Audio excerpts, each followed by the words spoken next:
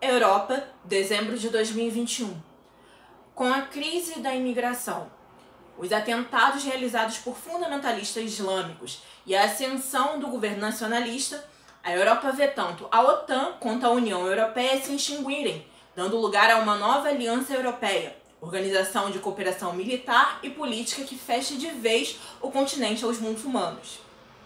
Jacob Foucault, presidente moderado da Aliança Europeia, após várias lideranças extremistas, morre em Paris num suicídio de circunstâncias suspeitas. Um político excêntrico do leste europeu, responsável por transformar a Romênia numa potência mundial, é o preferido a ser votado para ocupar o cargo. Nos Estados Unidos, uma vampira com dons de premonição sonha com a Europa devastada pelo fogo nuclear. Receosa, contacta Ernest Adams, agente do FBI e desbravador do sobrenatural, para averiguar a provável ameaça. Uma batalha decisiva entre o bem e o mal está para começar. Meninos e meninas, lhes apresento Dracúlia, a ascensão dos vampiros.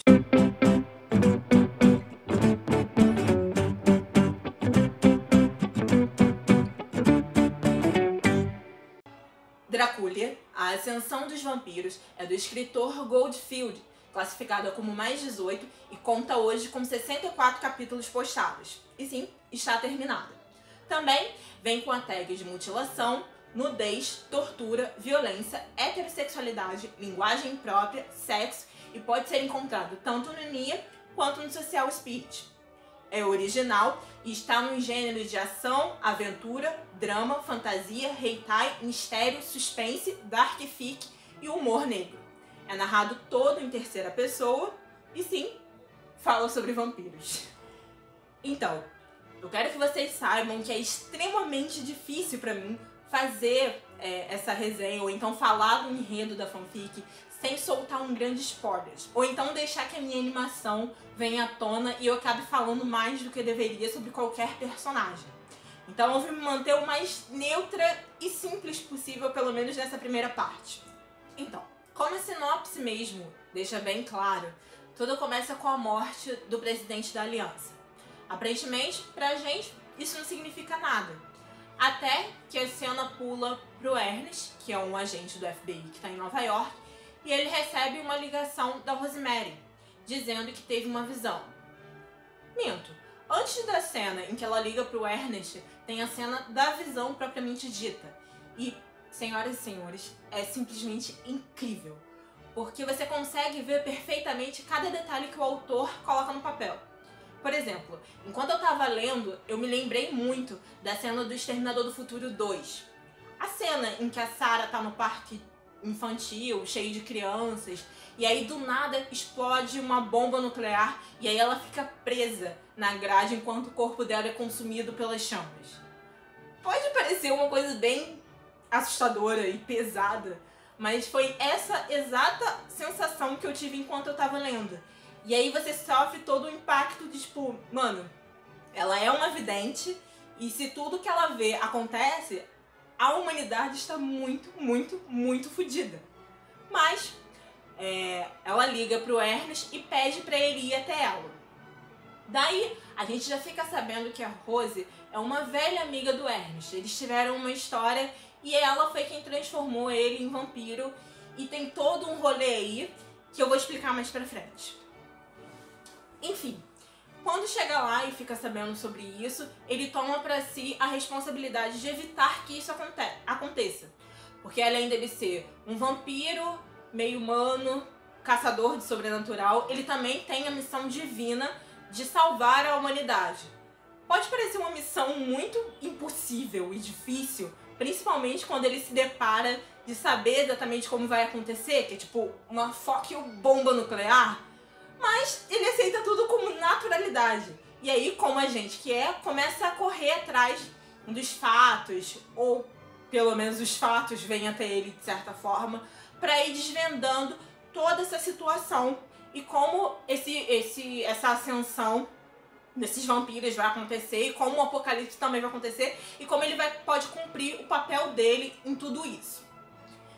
Diferente do que eu pensei inicialmente, que seria tipo os vampiros vindo à Terra e matando em geral, É uma coisa muito mais organizada, muito mais sutil e muito mais estratégia política. Lembra o cara que eu falei lá no início, o presidente da aliança? Então, ele é uma pecinha fundamental nisso tudo, porque ele tem um poder fodástico da União Europeia toda. Então, o cara que tomar o lugar dele é a pessoa que, tipo, vai ter o poder ali na mão, se é que você me entende. Só que, de início, o Ernest começa a pensar que talvez isso tenha alguma coisa a ver com os vampiros fanáticos e a volta do Drácula. Porque o que acontece?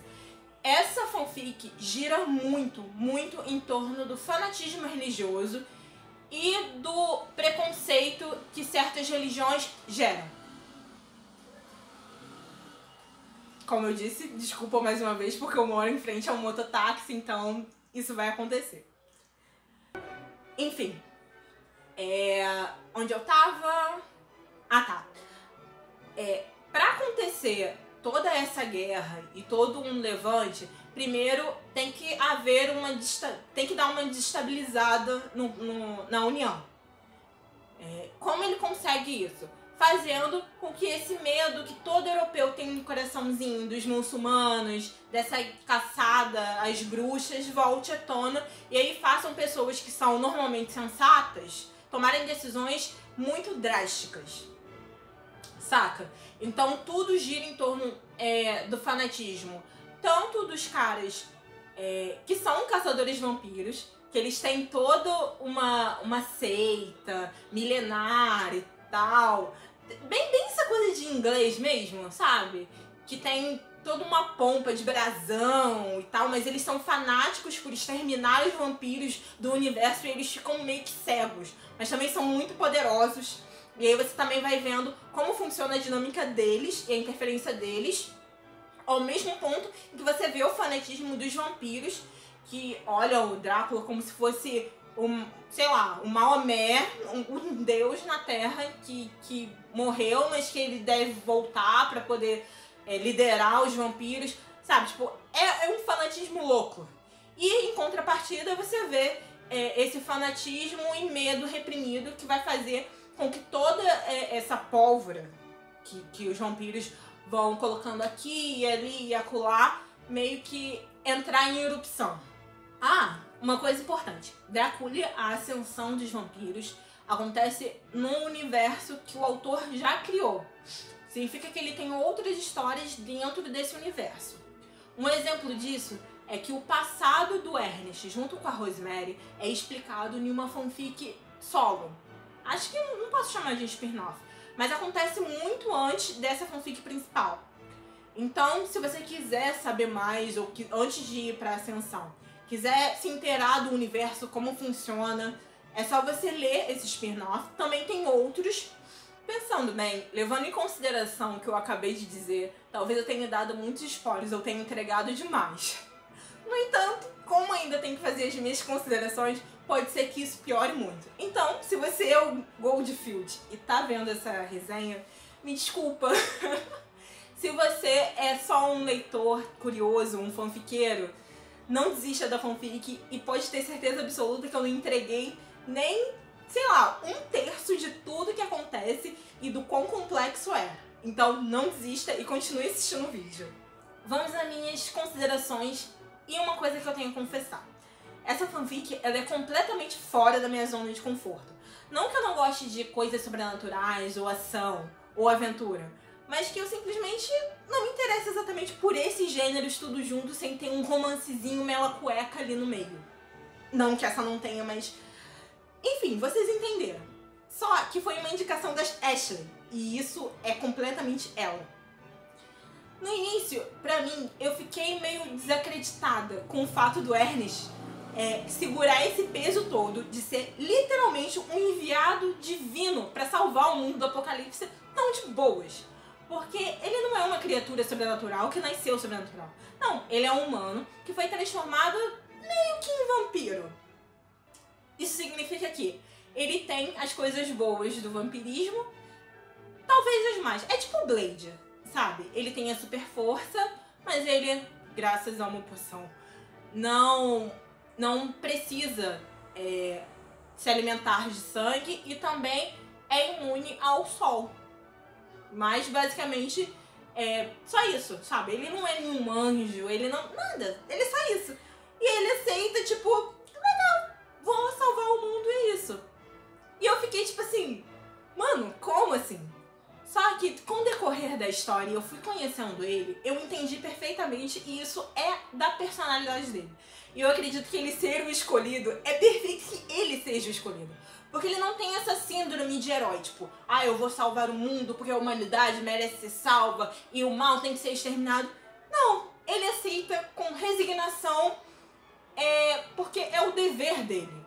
Sabe esses cavaleiros da tábua redonda que, tipo, eu vou fazer isso porque eu tenho que fazer isso e ponto, sabe? Ele não fica muito se perdendo em lamentar por... Na verdade, eu acho que eu lamentei pelo destino dele mais do que ele.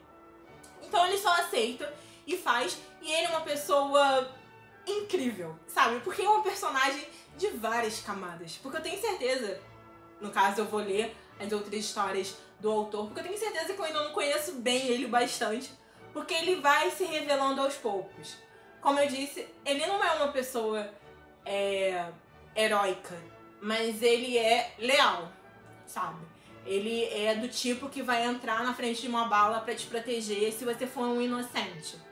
E ele é do tipo que é capaz de ir pro cu do olho, tipo assim, fervo, ele contra 50 e ele vai. Isso é outra coisa. Mano, nas cenas de luta é magnífico. Porque ele sempre tá em desvantagem, ele sempre leva um couro e ele continua lá, sabe? Ao ponto de você começar a torcer por ele e temer por ele. Porque, mano, na metade das situações que ele se enfiou, com certeza eu não me meteria. Eu ia falar, tá bom, humanidade, foi bom enquanto durou, tchauzinho, acabou. Saca? Mas não, ele tá lá, ele não é exatamente de personalidade engraçada, mas ele tem uma personalidade calma. Que entra diretamente em contrapartida a Mara, que é tipo uma fiel escudeira. Porque eles têm objetivos em comum, então eles vão nessa esbravejada junto. E ela é tipo o alívio cômico da situação, sabe? Uma vampira recém-transformada, sabe? Engraçada, brincalhona, mas também luta pra caralho, inclusive luta de igual pra igual e salvou ele algumas vezes. O que eu acho incrível, porque é uma personagem feminina forte, sabe? Forte e determinada e com uma personalidade. E o autor consegue ser fiel a essa personalidade, que faz com que a gente crie um carinho todo especial, tanto por ela quanto por ele. E sim, até o vilão tem... Eu tenho fraco sempre pelos vilões. Mas esse vilão em especial, depois que você começa a desdobrar e percebe o quanto o cara é inteligente, o quanto o cara é, tipo, o que exatamente ele tá fazendo, você fica tipo, viado de Deus, ele merece. Dá o mundo pra ele, porque olha o que ele tá fazendo, meu irmão. Ele merece, sabe? Mas ao mesmo tempo você tá lá torcendo pelo mocinho. E o que eu quero dizer com toda essa baboseira não tem como você não se apegar a cada um dos personagens dessa história, porque são únicos e são muito bem trabalhados e construídos. Desde os secundários, aos principais, aos vilões, até os figurantes têm uma introduçãozinha de uma história ali que você, tipo, conhece a pessoa, sabe? Antes de saber o papel dela, você conhece ela e aí, por mais que, alguns capítulos depois você vai esquecer porque é um secundário, mas ali naquele momento você conhece e sabe que é uma pessoa, tipo, real, que tá ali. Ou não, no caso, e eu tenho alguns problemas psicológicos por dar personalidade e veracidade a coisas que não existem, mas tudo bem, vocês também entenderam esse meu ponto. Agora é aquele momento incrível onde eu começo a fazer a rasgação de seda pro autor. Goldfield, não te conheço, mas, sinceramente, você é o tipo de pessoa que eu adoraria sentar em um barzinho pra tomar uma enquanto a gente conversa sobre, sei lá, coisas sobrenaturais, Segunda Guerra Mundial, teoria das cordas, sabe? Porque o autor, ele é simplesmente brilhante. E é uma delícia você ler uma história de um autor que lê. Porque o universo que ele criou tem embasamento. Tanto que tem alguns fatos, tanto históricos quanto sobre a criação de, sei lá, algumas seitas e algumas citações, e principalmente toda a tramóia política, que é tão bem feito, tão bem explicado, tão bem, que eu fico me perguntando se realmente são fatos reais, que ele se inspirou na realidade, ou são coisas que são completamente da cabeça dele. E tanto se for um quanto se for o outro, é magnífico. E eu sei que eu sempre falo que o autor escreve super bem e tal, mas nesse caso é real. Nos outros também eram, mas nesse caso é muito real. Porque o Goldfield é um louco por sinônimos, igual a mim. E o que isso significa? Significa que ele nunca vai ser repetitivo. Todas as frases dele são muito bem colocadas, as situações ele consegue escrever tão bem, mas tão bem, que, mano, eu não sou uma pessoa que gosta de ler livro de aventura, de ação, mas eu consegui visualizar cada cena de ação que ele descreveu, tipo, perfeitamente. E elas são extremamente frenéticas. Me lembrou muito, tipo, uma cena de um filme que eu conseguia ver por causa da descrição dele. Tanto que uma coisa que eu disse é que o Adams, ou o Ernest, tá sempre numa luta onde ele tá em desvantagem. E aí, tipo, ele tá lutando com uma pessoa aqui, e aí ele não vai terminar a luta aqui, descrever a luta aqui, enquanto o outro cara tá vindo. Não, ele tá aqui, aí o outro cara vem e você consegue ver tudo e pensa, ele está fodidíssimo. Não tem como ele conseguir vencer isso. Não tem como. Mas aí o autor cria uns movimentos, uns negócios que você fica tipo... Ai, não é que conseguiu vencer, meu Deus. Mano, é simplesmente... A descrição dele é muito boa. E tanto a descrição das cenas quanto do sentimento dos personagens. O sentimento de medo, o sentimento de cobiça, o sentimento... Tipo, mano, o que o personagem sente na hora, ele descreve com uma magnitude que eu fiquei, tipo, perfeito. Por exemplo, tem uma cena que é uma das minhas preferidas, que é um desses personagens secundários que morre. Ele morre. Acabou. Sem pio. Ele morre. Só que antes dele morrer, tem toda uma coisa do vampiro espreitar, e dele sentir a morte chegando, e se arrepender das coisas que ele faz. E aí, tipo, esse meio segundo onde ele pensa tudo isso, ele sente tudo isso, cara, eu senti juntinho com o cara. E eu fiquei, tipo, apreensiva. Eu fiquei agoniada. Enquanto ele tava preso ali, sabendo que ele ia morrer, eu fiquei extremamente agoniada. E um autor conseguir transmitir tudo isso, cara, ele é muito foda mesmo. Então, gente, eu tô tentando fazer vídeos mais curtos, pra que eles não fiquem longos e cansativos. Mas, infelizmente, como vocês podem perceber, eu sou do tipo que se anima. Então, eu não consigo falar pouco quando eu me empolgo no assunto. De qualquer forma, eu espero ter convencido vocês a dar uma oportunidade a essa fanfic. Pelo menos leia os 5 primeiros capítulos, que eu tenho certeza que vocês não vão conseguir parar. Porque, mano, é um eita atrás do outro, sabe? Tipo assim, tem umas reviravoltas. Depois que tem a primeira, eu tenho certeza que você não vai conseguir parar. Porque eu não consegui. Eu literalmente passei uma noite em branco por não conseguir parar de ler. Mas, enfim. Muito obrigada por assistir. Se você não é inscrito no canal, inscreva-se, assine o sininho, né? Pra receber as nossas notificações quando a gente postar novos. Siga a gente no Instagram e no Facebook. Muito obrigada. Até a próxima.